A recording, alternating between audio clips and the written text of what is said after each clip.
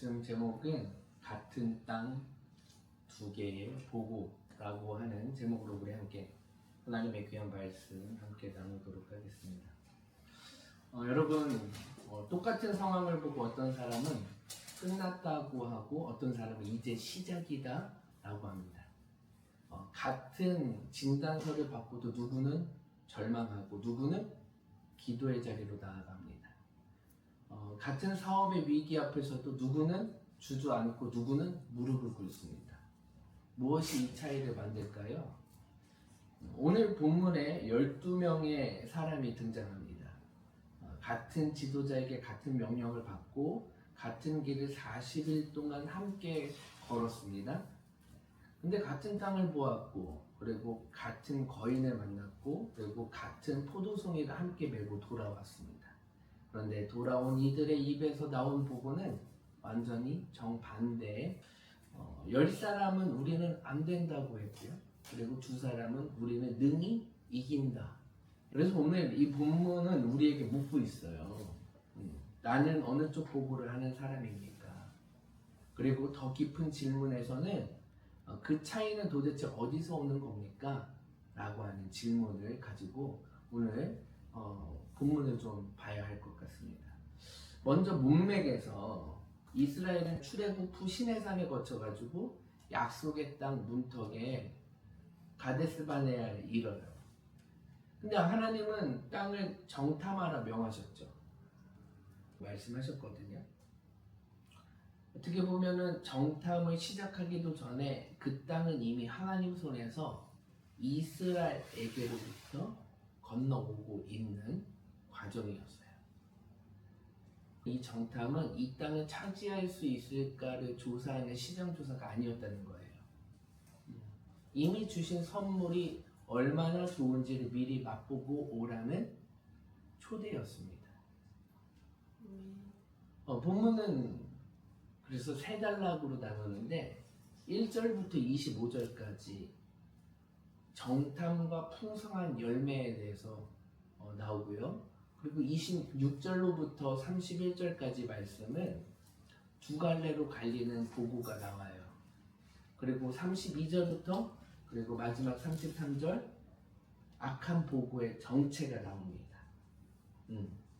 그래서 1절부터 25절까지 첫 번째로는 하나님은 약속하신 땅을 미리 맛보게 하시는 분이라는 말씀 가지고 우리가 함께 깊이 좀 나눠보길 원해요. 정탐꾼들은 각 지파의 수장들, 곧 지도자급 인물들이었습니다.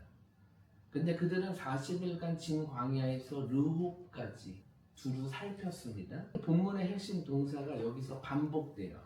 그것이 무엇인가 보았더니 엿보다가 아니라 두루 다니며 분별하다. 엿본 게 아니라 두루 다니면서 뭐했다? 분별했다라는 거예요.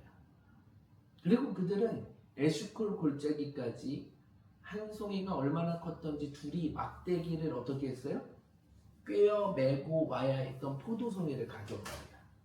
그것이 23절이죠. 한 사람이 한 송이를 제대로 못 매요. 그 정도로 어마어마했어요. 그리고 또 석류와 포도나무도 함께 있었죠. 보니까 27절 말씀에 그들이 모세에게 알리어 이같이 말하였더라. 당신이 우리를 보낸 그 지역으로 우리가 갔는데 확실히 그곳은 젖과 꿀이 흐르나이다. 그리고 이것이 그곳의 열매이니이다 라고 기록되어 있습니다. 그것은 젖과 꿀이 흐르는 곳이었어요. 그래서 이것은 하나님의 약속, 물증이었다는 거예요. 조금 더 들어가서는 그 땅이 좋다는 것은 정탐꾼의 발견이 아니라 하나님께서 처음부터 하신 말씀의 확인이었습니다. 여러분, 하나님께서는 약속만 던져놓고 멀리 계신 분이 아니라는 것을 지금 알 수 있어요. 그 약속의 첫 열매를 미리 손에 쥐어 주시는 분이라는 것입니다. 우리에게도 그렇죠. 우리가 받을 영원한 기업을 다 받기 전에 성령을 보증으로 우리에게 주셨습니다. 그래서 그 나라의 첫 열매를 미리 맛보게 하십니다. 근데 그들은 똑같은 포도송이를 메고 돌아왔어요. 왜? 결론은 정반대였을까? 차이는 땅에 있지 않다는 거예요. 눈에 있었습니다. 26절부터 31절까지 보니까 하나님은 동일한 현실 앞에서 믿음의 눈을 요구하시는 분이라는 걸 알 수 있어요. 아, 동일한 걸 보아도 지금 그 믿음의 눈으로 보고 있느냐 보지 않느냐를 확인케 하시는 분이시다. 27절까지는 모두 같았어요. 한단아에서 길이 갈리는데 그것이 무엇인가 보았더니 그럼에도 뭐고요? 불구하고, 여기에서 그럼에도 불구하고가 믿음과 불신앙의 분기점이에요. 10사람은 사실을 보고 있습니다. 거인이 있었던 것도 사실, 성벽이 높았던 것도 사실입니다. 그런데 그들의 보고에는 한 가지 빠져 있었던 것이 있어요. 바로 그 땅을 주고 계신 하나님이셨어요. 그들의 계산으로는 하나님이라는 가장 큰 변수를 지어버렸습니다. 반면 30절 칼렙이 나옵니다. 칼렙이 모세 앞에서 백성을 진정시키며 말하기를 우리가 당장 올라가서 그것을 뭐하자? 소유하자. 이는 우리가 그곳을 능히 정복할 수 있기 때문이라 하였더라. 아멘. 칼렙이 백성들을 진정시켜요. 그리고 우리가 당장 올라가서 그것을 소유하자라고 말하고 있습니다. 정복할 수 있기 때문에. 근데 칼렙도 거인을 보았어요, 안 봤어요? 아낙 자손들 봤어요, 안 봤어요? 봤습니다. 정확하게 봤어요. 칼렙도 보았습니다. 성벽 보았어요, 안 보았을까요? 봤습니다.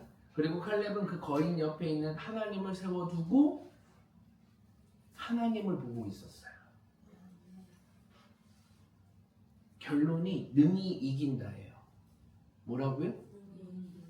결론은 능히 이긴다. 할렐루야. 아멘. 거인은 분명히 거기 있는 거예요. 문제는 거인의 크기가 아니라 그 거인을 누구 옆에 세워두고 보았느냐라고 하는 시선. 여러분 앞에 현실을 부정하라는 것 아닙니다. 거인이 아니라고 우기는 것은 믿음이 아니라 자기 자만이에요. 그런데 믿음은 거인을 정직하게 보되 그 거인보다 크신 하나님께 초점을 맞추는 것입니다. 같은 진단서, 같은 곳에서 같은 갈등, 그 옆에 하나님을 두고 다시 한번 보시길 바라요. 하나님께서는 여전히 살아계신 하나님이신가, 죽어계신 하나님이신가, 아무 일도 하고 계시지 않으신 분이신가를 여러분 우리 눈으로 한번 확인해 봐야 할 줄로 믿습니다. 할렐루야. 여러분 또 32절부터 33절 보니까 하나님은 거인 앞에서도 자기 백성들을 능히 이기게 하시는 분이신 줄로 믿습니다. 할렐루야. 아멘. 또 우리가 풀무치들 같았으니 그들이 보기에도 우리가 그러하였어. 32절에 보니까 10사람의 보고 나와요. 그런데 이걸 악한 보고라고 규정해요. 그것이 무엇인가 보았더니 단순한 사실의 보고가 아니라는 거예요. 사실의 두려움을 입혀 공동체에게 퍼뜨린 악평, 중상이라는 것입니다. 다시 얘기해서 두려움은 내가 본 거잖아요. 그러니까 그 두려움을 가지고선 어떻게 해요? 성도들에게 막 말한 거예요. 사람들에게 말한 거예요. 그 땅은 거주자들을 먹어치우는 땅이요, 거기 사람들은 거대하다라고 말하고 있는 나의 생각을 더해가지고 얘기하고 있는 이것을 지금 악한 보고라고 말할 수 있다는 거예요.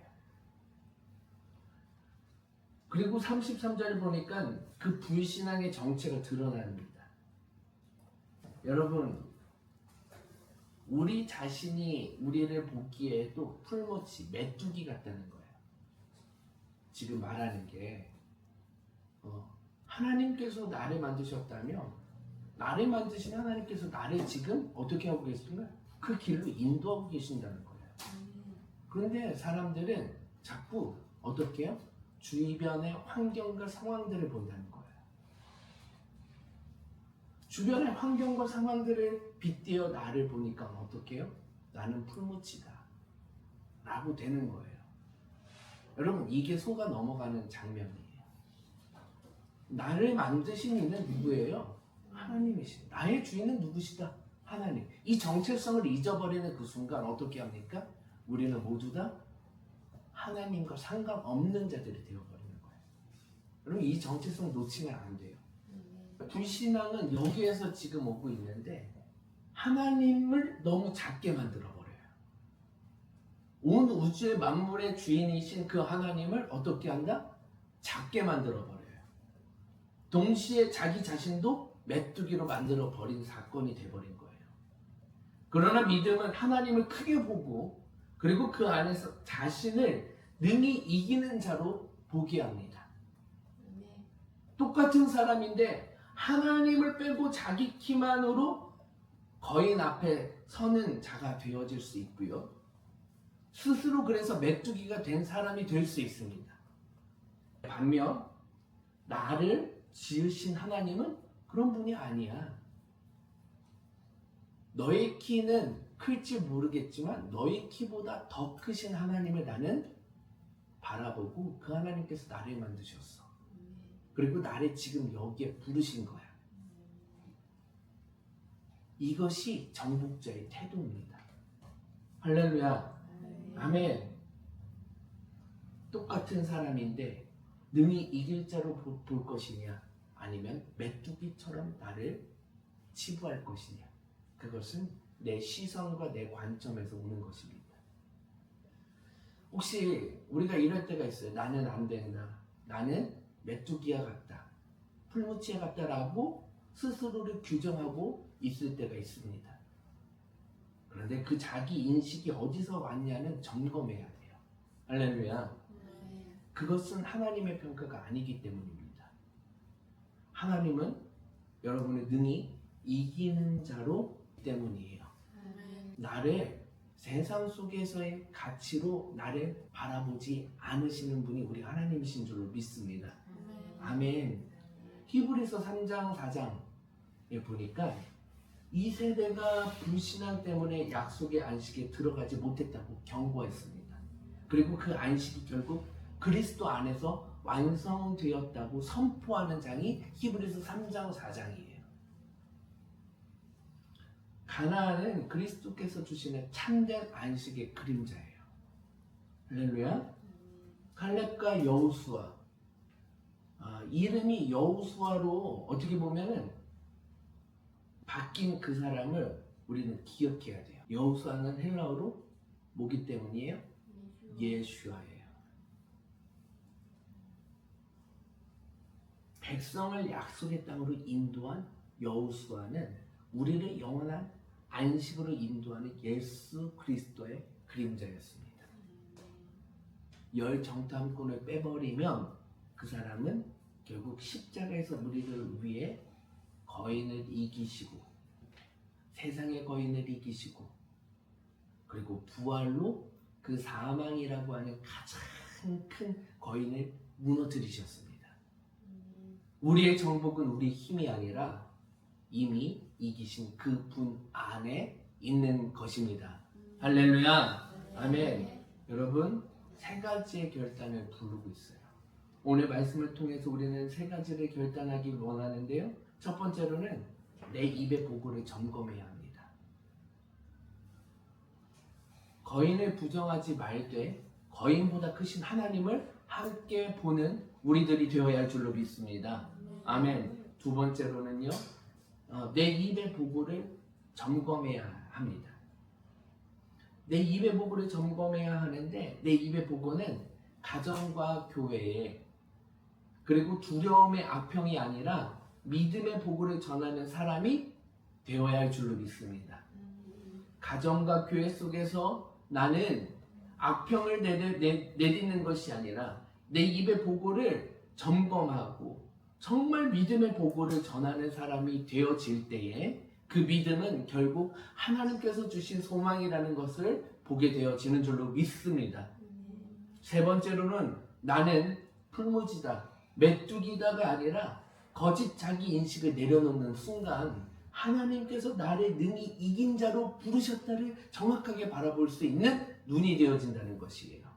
그래서 우리는 자기 인식을 내려놓는 거예요. 거짓된 자, 나를 속이려고 하는 자, 아니야, 나는 하나님께서 부르셨어, 나를 선택하시고 나를 부르신 분은 하나님이십니다 라고 선포하고 고백할 때에 하나님께서 나를 지탱케 하시고 세상을 이기신 예수 그리스도를 통하여서 나를 하나님의 사람으로 불렀다는 것을 정확하게 알 줄로 믿습니다. 우리가 그래서 여러분, 성벽에 두른 도시 같은 현실 분명히 있을 수 있어요.